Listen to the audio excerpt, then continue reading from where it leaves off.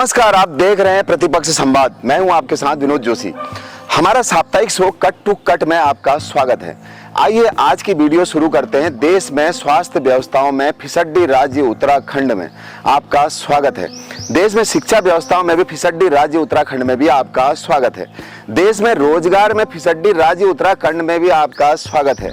जी हाँ दोस्तों, हमको यह स्वागत इसलिए करना पड़ रहा है क्योंकि जिनका स्वागत करके हम उनको सत्ता की कुर्सी में बैठाते हैं वह फिर लोगों का स्वागत कभी नहीं करते। तो ऐसे में खुद स्वागत कर लेना ही चाहिए। पहाड़ों में स्वास्थ्य व्यवस्थाओं के अभाव में तड़प रहे लोगों की श्रेणी में हम सबसे फिसड्डी हैं। स्वास्थ्य विभाग की रैंकिंग में भी सबसे फिसड्डी हैं। देहरादून हल्द्वानी की चमक धमक से कहीं दूर पहाड़ के गांव आज भी बर्बाद हो रहे हैं। अस्पताल खुद मरीज बने हुए हैं। आखिर उनका इलाज कौन करेगा?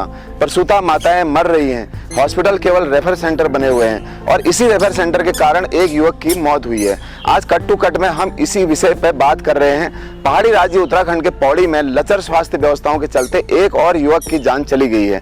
युवक के बीमार होने पर पहले तो परिजन 2 किलोमीटर पैदल चढ़ाई पार कर उसे सड़क तक लाए और फिर अस्पताल ले गए, लेकिन कहीं भी डॉक्टर नहीं होने के कारण इलाज नहीं हो पाया। एक के बाद एक करके 4 अस्पतालों में उसे रेफर कर दिया गया, जिससे परेशान होने के बाद परिजन उसे दिल्ली लेकर जा रहे थे, लेकिन रास्ते में युवक की मौत हो गई।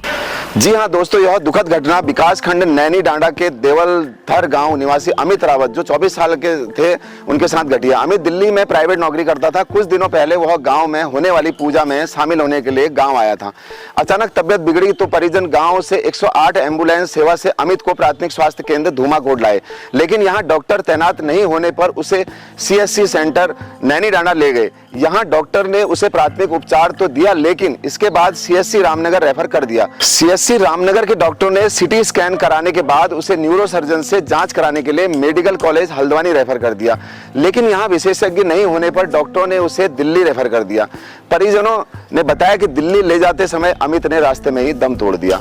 यानी साफ है, हमारे हॉस्पिटल केवल रेफर सेंटर बने हुए हैं। अमित को अगर धूमाकोट में ही इलाज मिल जाता तो क्या पता उसकी जिंदगी बच जाती, लेकिन वहां सेवारत डॉक्टर बिन बताए 2 माह से लापता चल रहे हैं। इसके बाद भी CMO पौड़ी ने उन्हें केवल नोटिस जारी कर मामले को बंद कर दिया है। अब लापता डॉक्टर को जल्द पदभार संभालने के लिए निर्देश दिए गए हैं, लेकिन अगर बिना बताए डॉक्टर लापता हो तो उस पर क्या कार्रवाई होनी चाहिए, यह तय होना चाहिए। दुर्भाग्य यह है कि उत्तराखंड का स्वास्थ्य विभाग न सिर्फ आम जनता को सुविधा देने में पीछे है, बल्कि आम जनता के लिए सरकार की तरफ से आए स्वास्थ्य बजट को खर्च करने में भी फिसड्डी साबित हो रहा है।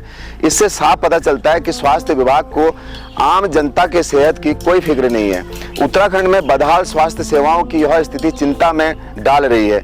यहाँ एक ओर स्वास्थ्य विभाग डॉक्टरों और नर्सों की कमी से जूझ रहा है, तो वहीं चिकित्सा स्वास्थ्य एवं परिवार कल्याण विभाग में कर्मचारियों और अधिकारियों की भी भारी कमी है, जिसके चलते जनता को पर्याप्त स्वास्थ्य सुविधाएं उपलब्ध नहीं है। यही नहीं, पर्वतीय क्षेत्रों में स्वास्थ्य सुविधाओं की स्थिति काफी दयनीय है। बावजूद इसके धनराशि खर्च करने में स्वास्थ्य विभाग हमेशा ही फिसड्डी साबित क्यों होता है? एक सवाल है। यूं तो स्वास्थ्य सुविधाएं इंसान की मूलभूत सुविधाओं में शुमार है, लेकिन स्थिति यह है कि स्वास्थ्य सुविधाओं के अभाव में अभी भी प्रदेश के पर्वतीय क्षेत्रों में तमाम लोग लगातार अपनी जान गंवा रहे हैं। यही वजह है कि राज्य सरकार स्वास्थ्य विभाग को बेहतर किए जाने के दावे तो करती है, लेकिन कोई बड़े कदम नहीं उठाती है, जिस कारण स्थिति जस की तस बनी हुई है, जिसका खामियाजा मरीजों को उठाना पड़ता है। आलम यह है कि स्वास्थ्य विभाग बजट को खर्च करने में फिसड्डी साबित होता रहा है। उत्तराखंड स्वास्थ्य विभाग तो पहले से ही डॉक्टरों की कमी से जूझ रहा है, लेकिन स्वास्थ्य विभाग में तैनात क, ख, ग और घ श्रेणी के तहत अधिकारियों और कर्मचारियों की भी भारी कमी है। स्वास्थ्य विभाग से मिली जानकारी के अनुसार चिकित्सा स्वास्थ्य एवं परिवार कल्याण विभाग में अधिकारियों और कर्मचारियों के लगभग 15,000 पद स्वीकृत हैं, जिसके सापेक्ष मात्र 9,000 पद में ही कर्मचारी और अधिकारी तैनात हैं। यानी 6,000 के करीब पद कर्मचारियों और अधिकारियों के खाली पड़े हुए हैं, जिसके चलते स्वास्थ्य विभाग को तमाम दिक्कतों का सामना करना पड़ रहा है। और उत्तराखंड के स्वास्थ्य मंत्री देश के अनेक हिस्सों में जाकर चुनाव प्रचार कर रहे हैं, लोगों को बता रहे हैं कि वह उनके राज्य में भी स्वास्थ्य सुविधाओं को ठीक कर देंगे। तो साहब, पहले अपने राज्य की स्वास्थ्य व्यवस्थाओं को तो ठीक करके दिखाओ, तब आपकी बात में लोग यकीन करेंगे। उत्तराखंड के स्वास्थ्य मंत्री डॉक्टर धन सिंह रावत ने इस साल की शुरुआत में कहा था कि कि स्वास्थ्य और चिकित्सा शिक्षा विभाग में इस साल 10,000 पदों पर भर्ती करेगा, लेकिन वह भर्ती मंत्री जी के भाषणों की तरह कहीं गायब हो गई। इससे साफ है कि पहाड़ में स्वास्थ्य से संबंधित सभी विभागों में खूब लापरवाही बढ़ते जा रही है, जिसका खामियाजा आम लोगों को उठाना पड़ रहा है। इस पर जल्दी से जल्दी कदम उठाने की आवश्यकता है, नहीं तो राज्य के लिए और ज्यादा संकट बढ़ सकता है। तो आपको आज का कट टू कट प्रोग्राम कैसा लगा, अपनी राय कमेंट बॉक्स में अवश्य दीजिए। आपका बहुत बहुत धन्यवाद। नमस्कार।